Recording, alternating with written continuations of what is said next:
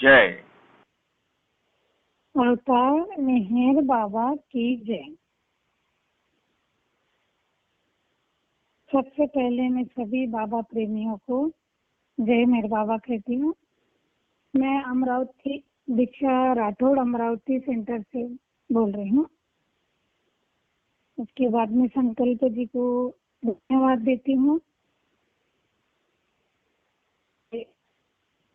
अपने जीवन की जो कैसे जुड़ी हो, आप बाबा के संपर्क में कैसे आई हो, इसी के बारे में कुछ दो शब्द बोलिए। उसके लिए मैं संकल्प जी को धन्यवाद देती हूँ।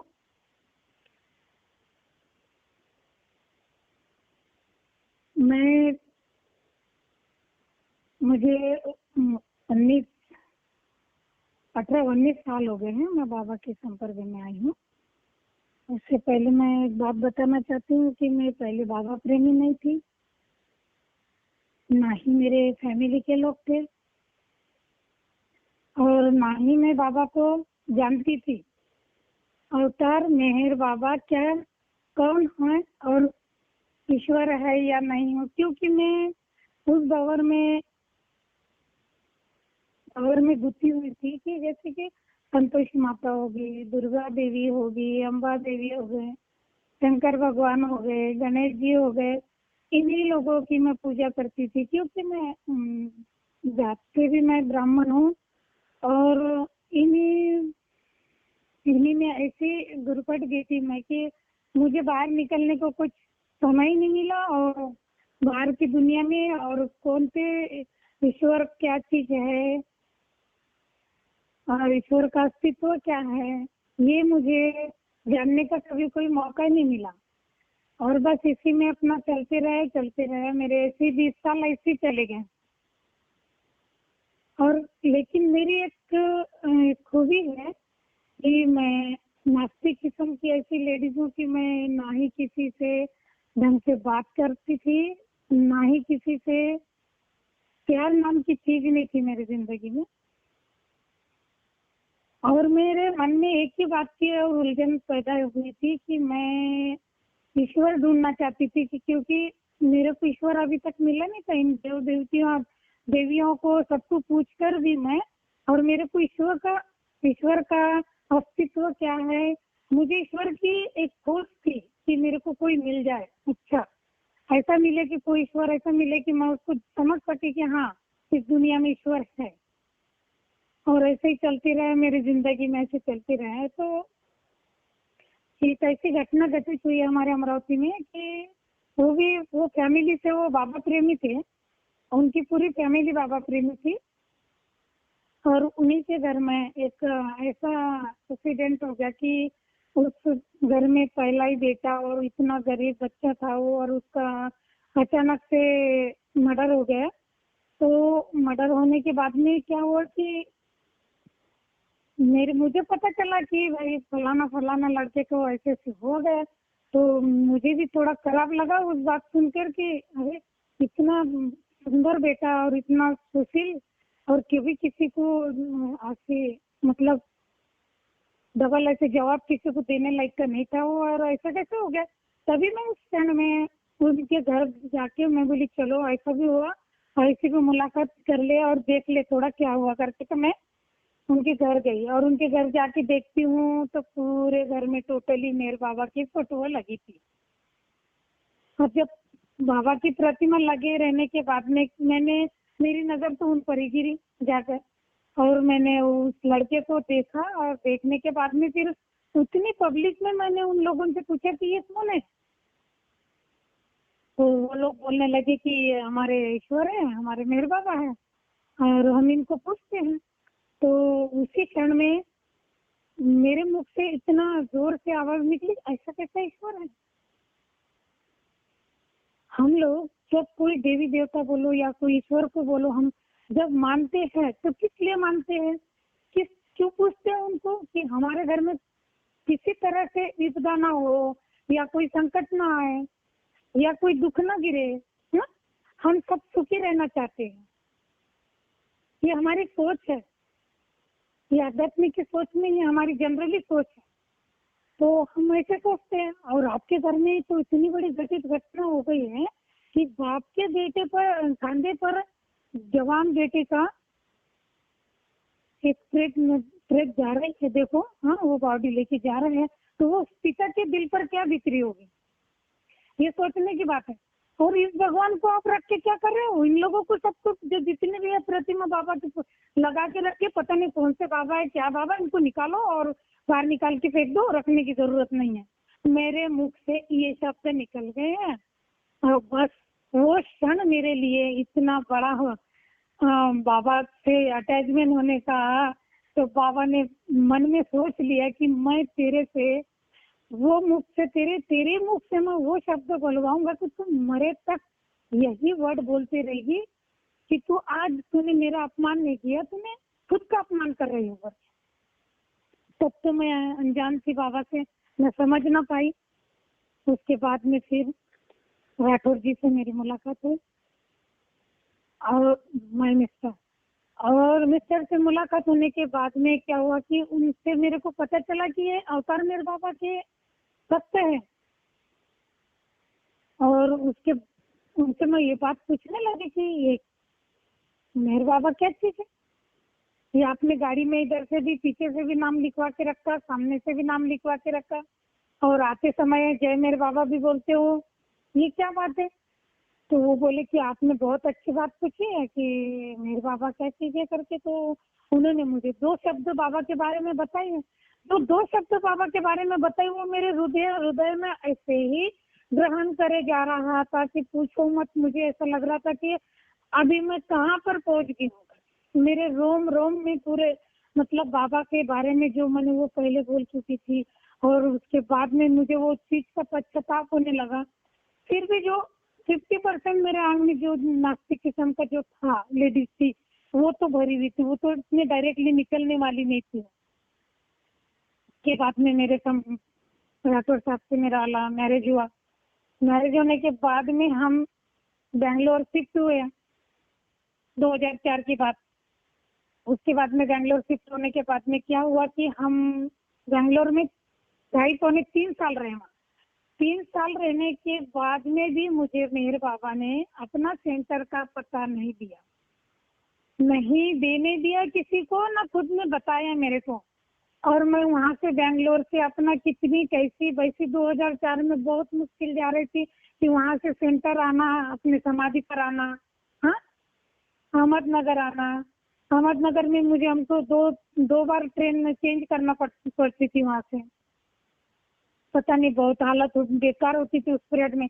उतना होने के बावजूद भी हम जैसी, मेरे हस्बैंड ने मेरे को बोला कि देखो तेरे ये देवी देवता, पहले स्टार्टिंग से मैं आपको 2 शब्द बोलना चाहती हूँ यहाँ पे, ये बात को रोकना चाहती हूँ यहाँ पे, और ये बताना चाहती हूँ कि मैं बाबा के संपर्क में, जैसे मेरे हस्बैंड के साथ में मैं जैसे शिफ्ट हो गई हूँ बैंगलोर में, तो तभी मैंने मेरे बाबा को ये बोल के रखा था कि देखो मेरे बाबा, आपको मैं जानती नहीं हूँ, पहचानती भी नहीं थी, और मैं आपको 2 बार आपका मेरा समझे कांटेक्ट कैसा है, तो उनकी मौत केस में और दूसरी बार मेरे पति केस में।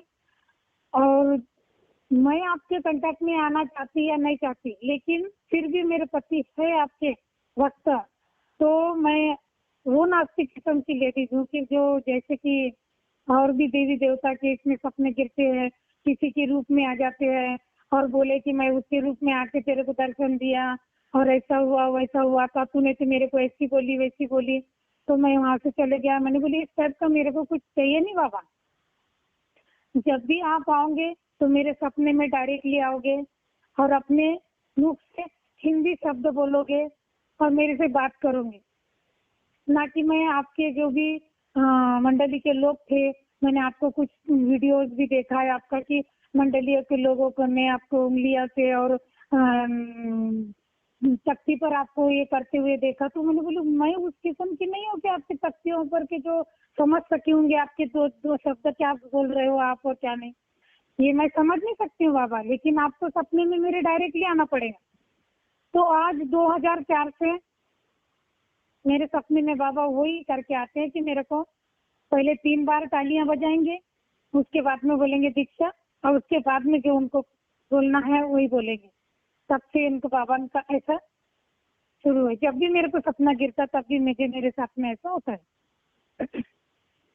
उसके बाद में मैं बैंगलोर से निकलना चाह रही थी समाधि पर, तो मेरे हस्बैंड बोले कि दीक्षा इतनी इजी नहीं है, बोले कि तू समाधि पर पहुंच पाएंगी, क्योंकि मुझे कितने 7 साल लग गए बाबा के संपर्क में जाने के लिए, मेरे को 7 साल लग गया है। और अभी तेरे को पता नहीं कितने साल, इतनी इजी जा नहीं सकती, इसके लिए तो जन्म जन्म निकालना पड़ता है, इतना इजी नहीं है बाबा के संपर्क में जाने के लिए।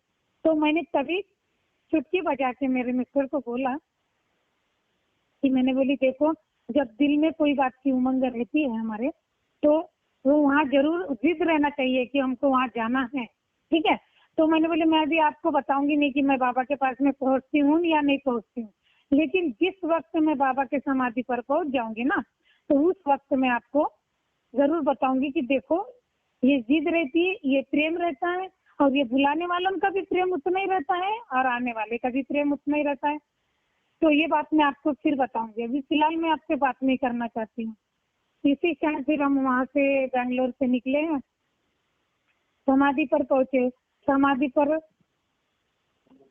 अहमदनगर से फिर समाधि पर गए। समाधि पर जाकर वहाँ पर फिर दर्शन की क्यू में लगे। क्यू में लगते हुए फिर बाद जब मेरा नंबर आया तो पूछो मत, बाबा ने वो रोना रुलाया मुझे, वो रोना रुलाया कि पूछो मत, कि मैं खुद को, अपने आप को मैं खो दी थी। ऐसा लग रहा था कि मैं दुनिया की बातें, कहाँ कहाँ की बातें, क्या क्या चीज मेरी जिंदगी में क्या दुख गड़ा था, मैं क्या क्या कैसे कैसे बता दूं बाबा, मैं एक साथ में ये सब बातें कैसे बता दूं। और इतना रोना रो रही थी मैं कि मुझसे रोका नहीं जा रहा था। आखिर समाधि पर में बाकी के भी लोग क्यों में खड़े थे, वो भी लोग कितना रुकेंगे। उसके बाद में मुझे ताली बजा के साइड में किया गया। मेरा रोना नहीं रुका, क्योंकि मैं उसके बाद में भी 10 साल रोती रही बाबा के समाधि पर। जब भी जाती थी ना तो 10 साल रोती रही। और उसके बाद में मेरी वो शुरुआत हुई मेरे बाबा के साथ में।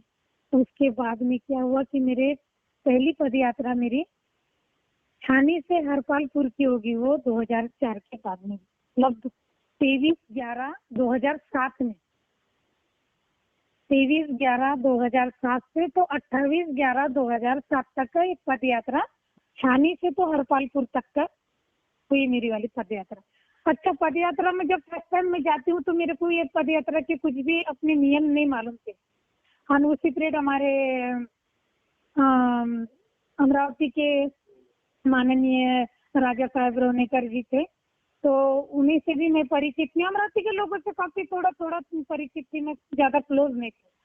तो उसी समय फिर सब लोग बोलने लगे कि हाँ, ये वॉलंटियर की ड्यूटी कौन करेगा, ऐसा करेगा वैसा, सब उठा उठा के अपना अपना नाम हाथ ऊपर कर करके बता रहे थे कि इनका नाम इस ड्यूटी पर ले लो, इसका नाम इस ड्यूटी पर ले लो। लेकिन वहाँ पर डॉक्टर नाम का कोई भी नहीं था। वहाँ पर सब पूछ रहे कि यहाँ पे अभी हमको डॉक्टर और सिस्टर की जरूरत है, इस पद यात्रा में डॉक्टर और सिस्टर की जरूरत। तो उस क्षण में मैंने अपनी मुंडी इतनी गड़ा के रख दी कि कहाँ मेरा नाम ना ले ले कोई और किसी को बताए ना। लेकिन मेरे साथ की जो लेडीज थी उसको पता था कि ये नर्सिंग का काम करती है, तो उसी ने जोर से आवाज लगाई, हाँ हाँ सर, यहाँ पे दीक्षा राठौड़ करके ये सिस्टर का जॉब करती है सर। उसी ने जैसे उन्होंने नाम लेते बराबर रोनेकर सर जी ने मुझे खड़े कर दिया। अरे तो अमरावती की है ना, तो फिर खड़े हो जाओ, चलो अब तो ठीक है, कुछ बात नहीं है, तुमको सब मेडिसिन वगैरह अवेलेबल कर दिया जाएगा और जिसकी भी जैसी भी प्रॉब्लम रहेंगे तो उसको ऐसे मेडिसिन सेवा करना। तो ठीक है, मेरे तो हाथ पर इतने लड़खड़ाए, क्योंकि मैं हॉस्पिटल में जॉब करती हूँ तो इतनी डरी भी नहीं रहती जितनी मैं, क्योंकि हम लोग समझ नहीं सकते ये आध्यात्मिक का कार्यक्रम है, ये आध्यात्मिक का सब विषय है। ये फिजिकली हम सब करके छोड़ देंगे, डांस बोलो, गीत बोलो, ये बोले, स्टेज पर बाबा के स्टेज पर चढ़ने वाले की हिम्मत नहीं होती है। बाकी स्टेज पर सब नाच लेंगे, गा लेंगे, लेकिन बाबा के कार्यक्रम में जो कुछ भी हम जय बाबा भी बोलते हैं ना, तो उसमें भी बहुत दम लगता है, इजीली नहीं निकलता जय बाबा। फिर वो पद यात्रा में मैं बहुत अच्छे तरह से बाबा ने मेरे को साथ दिया और उन लोगों की सेवा करवा लिया जो बाबा प्रेमी थे। इंजेक्शन क्या लगवा लिया, बीपी क्या लगवा लिया, मेडिसिन क्या दिलवा दिया उनको। उसके बाद में मैं जैसे ही घर पर पहुंचती, अपना हरपालपुर का हमारा जो हरपालपुर तक का पद यात्रा हुई और वहां से फिर झांसी से हमने ट्रेन पकड़ के घर लौटे। घर पर लौटते वक्त हम घर अमरावती में 3 बजे पहुंचे। उसी 3 बजे के बाद में क्या हुआ कि घर पर आके हम थके हांदे थे और उसी में भी अपना खाना पीना खा के और थके थे तो जल्दी सोने में आ गए। और सोने में आ गया तो देखो हमको उस पीरियड में 3 बजे से मेरे ख्याल से 4:30 बजे से मेरे को एक सपना गिरा दिन का। रात में दिन का एक सपना गिरा कि मेरे को बोल रहे कि बाबा की फिर से बाबा ने, जैसे मैंने बाबा से प्रॉमिस किया था ना, तो वैसे बाबा ने किया। 3 बार ताली बजाई और मेरे को बोला, अरे दीक्षा। मैंने बोले हाँ बाबा। तो मेरी आदत क्या है कि रूडली है, रूडली बोले तो एक मेरी आदत मतलब कैसे किसी से प्यार से बात नहीं करती और सपने में भी बाबा से मैं वैसे ही बात करने लगी जो रियल में करती थी। तो मैंने बोली हाँ बाबा।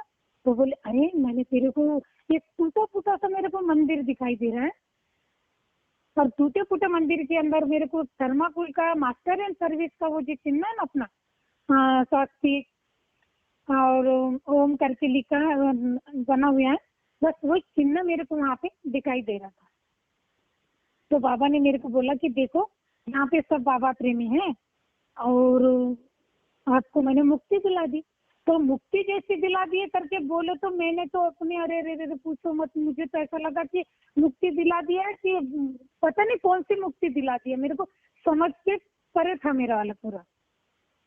तो मैंने बोली हो गया, अब मेरा तो पूरा राम नाम सत्य हो गया, बाबा ने मेरे को मुक्ति दिला दी, अब इस दुनिया से मेरे को जाना पड़ेगा। फिर मैं एकदम, मेरे को बोले अरे सुन पहले एक बात सुन।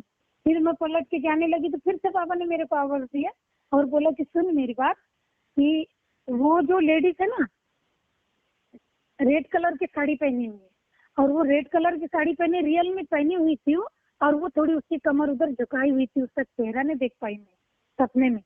तो बाबा ने बोला कि वो रेड कलर की साड़ी है और आपको मैंने दोनों को सिर्फ मुक्ति दिलवाई है और इस बीच में आपको दोनों को भी क्या करना है कि वो जो मास्टर इन सर्विस का जो ये है ना चिन्ह है ना, वो चिन्ह के पास जाके 3 बार 3 बार करके ऐसे 9 बार मतलब तालियां बजाना है, म्हणजे ताली करके ऐसे करके, म्हणजे 3 बार एक बार में ऐसे 3 बार तालियां बजाने की है और वहाँ पे आपको दोनों को भी मुक्ति मिल जाएंगी। तो ऐसे ही मैं तालियां बजा रही हूँ तो मेरे हस्बैंड को इधर नींद में पता चल गया कि ये तालियां बजा रही है। तो मेरे हस्बैंड उठ के मेरे पास में बैठ गए और बैठ के मेरे को पूछ रहे कि क्या हुआ। तो मैं बोली अरे बाबा ने मेरे को, मैं सपने में बड़बड़ा रही हूँ, हाँ बाबा ने मुझे मुक्ति दे दी, बाबा ने मुझे मुक्ति दे दी, अरे उस लेडीज को जल्दी बुलाओ, उस लेडीज को जल्दी बुलाओ, मैं इस टाइप का कर रही हूँ।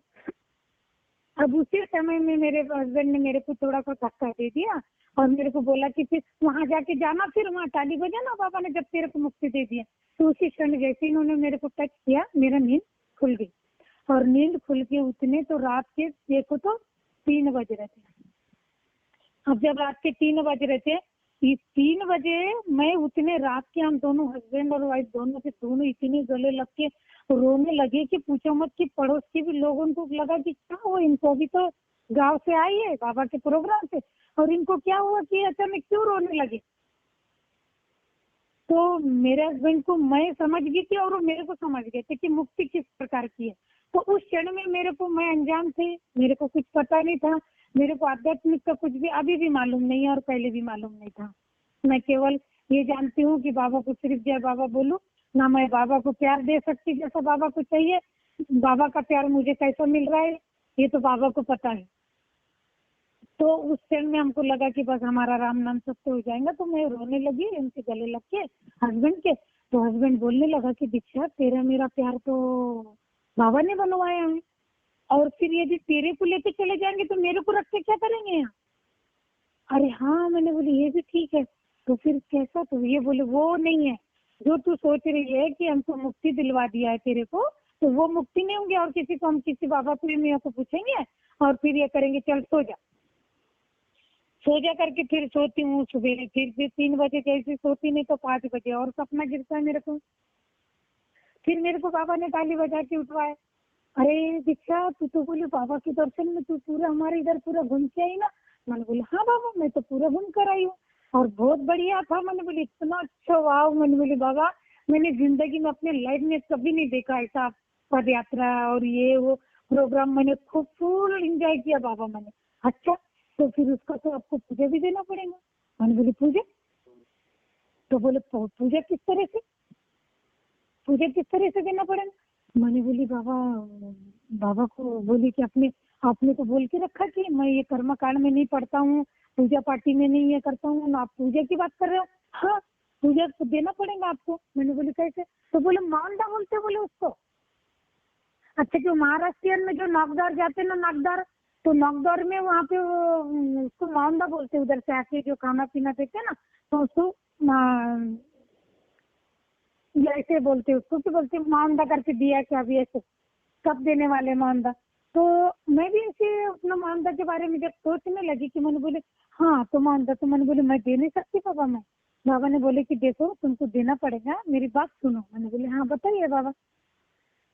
बाबा ने बोला कि सभी 7-7 किलो 7 प्रकार का अनाज ले लो, 7-7 किलो 7 प्रकार का अनाज ले लो। तो मैंने बोली कि नहीं मेरे से इतनी हैसियत नहीं है बाबा। मैंने बोली एक्चुअली हैसियत तो थी मेरी उतनी, लेकिन पता नहीं मैं क्यों ऐसी रूडली, सपने में भी रूडली बोल देती थी। तो मैंने बोली कि बाबा मेरी हैसियत नहीं है इतना लेने की। तो मैंने मेरे मुख से ऐसा निकल गया अरे हुट फट फट ऐसे करके। तो पापा ने बोला अरे अरे क्यों क्यों क्यों क्यों क्या हुआ? तो मैंने बोली मैं नहीं ले सकती हूँ इतना, क्योंकि इतना थोड़ा हो गया। तो मैंने बोली है मैं नहीं ले सकती, मेरी औकात के बाहर है। तो सुनना बोली तो कितना लेना चाहती? मैंने बोली मैं सिर्फ केवल आधा किलो लेना चाहती बाबा। ठीक है बोला आधा किलो लेगी ना? तो बोले वही आधा किलो 7 प्रकार का तू धान्य ले ले और 7 प्रकार का धान्य लेके तू अपना उसको चूरी, जैसा कि गेहूं हो गया, चावल हो गया, हाँ ज्वारी होगी, इनको बारीक चूरी बना ले। और चूरी बना के सभी जितने भी तेरे को जहाँ भी जो भी एरिया में पक्षियाँ दिखते हैं, पशु पक्षियाँ दिखेंगे, उन्हीं को खिला देना और तेरा माउंट हो जाएगा। तो मैंने बोली ओके। तो फिर मेरा ठीक है ये माउंट हो जाएगा मेरा वाला। इसका अर्थ कि जैसे कि उद्घाटन कर दिया भाई, अभी तुम उधर से आई है देवी, पूरा चारों धाम करके आई है तो पूजा देने का, तो नहीं किसी को लोगों को भोजन न करवाते हुए दाना खिलवा देना करके। तो ये बाबा ने मेरे को बोला धन्यवाद बाबा। मैंने बोली ठीक है मैं वैसे करूँगी। तो वो उठ के वही सपना मेरे को दिखा, तो फिर उसी को मैंने पूरा किया बाबा का और खिलवा दिया। खिलाने के बाद में क्या होता कि मेरे को उसी समय से फिर मेरा चालू है कि 14 साल चल 2004 से लेके तो अभी तक मेरा भी 19-20वां साल चल रहा है मेरा। और बाबा के प्रोग्राम में चल रही है। बाबा के बारे में बताना चाहती हूँ तो बहुत कुछ है मेरे जिंदगी में, बहुत कुछ है। वो तो नॉन स्टॉप है बिल्कुल मेरे जिंदगी में। एक मरी हुई लाश हूँ मैं। 2004 से पहले मेरी वाली मैं ऐसी लेडीज थी हूँ कि मेरे जिंदगी में कुछ भी नहीं, मेरा कुछ अस्तित्व नहीं था। एक मरी हुई ड्राई डेड बॉडी थी मेरी वाली, और उसी में जान भरे मेरे ईश्वर ने अवतार मेरे बाबा ने। मुझे नहीं पता था कि मेरे जिंदगी में भी कोई ऐसा ईश्वर आएगा और मेरी लाइफ इतने अच्छे बना देगा, ये मैं सपने में भी नहीं सोच सकती थी। जो मेरे जैसे क्रूरता वाली जो लेडीज जो है उसको एकदम कोमलता बनाने में बाबा ने कोशिश किया, और मैं यहाँ तक पहुँच आई हूँ।